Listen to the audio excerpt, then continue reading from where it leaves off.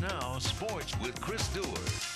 Well, gridiron greetings, everybody, and welcome to Sports Final on this, the first night of our Fall Football Odyssey, my favorite night of the year. Now, tonight also marks the advent of a new era in tri-state football. The old West Central Conference is extinct or extant or just plain finished, whatever your word, replaced by a 30-team conglomerate pulled from its member schools, along with the Lincoln Trails and Prairie Land conferences, to give us 4 divisions worth of unique schedules and new powers, and perhaps the biggest beneficiary will be the West Hancock Titans, with 18 returning starters and a favorable schedule, read no Carthage and Aledo, a schedule that has talk of a 9-0 season wafting in the air.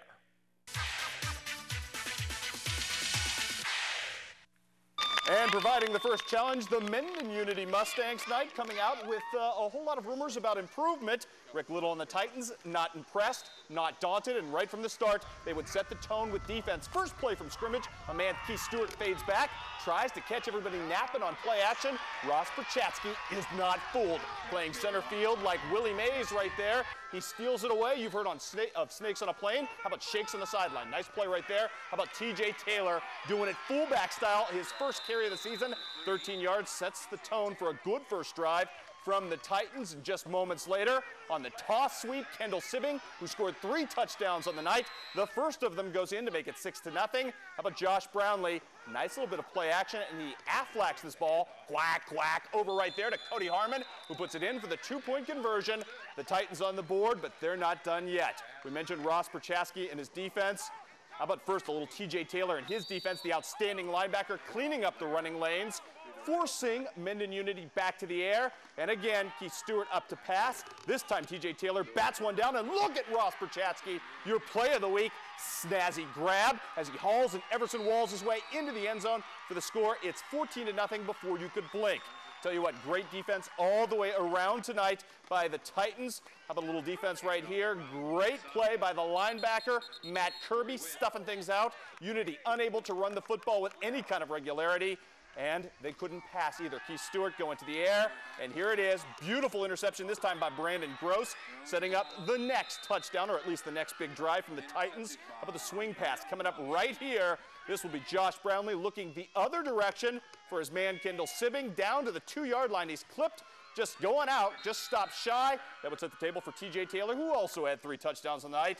The West Hancock Titans appear to be for real with a 52-0 victory tonight. And speaking of victories, the first winner in our HDTV contest, your Game of the Week contest, is Dina Wack of the Payson Wax, as she is the first of 11 to qualify for that big 52-inch television system. Certainly will be fun if she wins it. Now we'll pick up the rest of the West Prairie Trail slate, as well as an evening night of brawling in the Western Illinois Valley Conference in just a minute. But first, the saddest sight of week 1 was Macomb superstar tailback Myers Hendrickson strolling the sidelines in street clothes tonight, serving a baseball suspension that cut the heart of what has traditionally been the DEFCON 5 game of opening night, Q&D versus Macomb. We take you there now. Kelly Sears talking to his defense, Nick Phillips, about ready to score following a wonderful night from Michael Wyman. Q&D looking for all sorts of options right through the middle. That sets up Alex Watercutty, who scampers 15 yards for the touchdown. Behind that big offensive line, Jack Cornell and everybody. Quincy Notre Dame having no trouble running. Q&D led this game 21-0 in the second.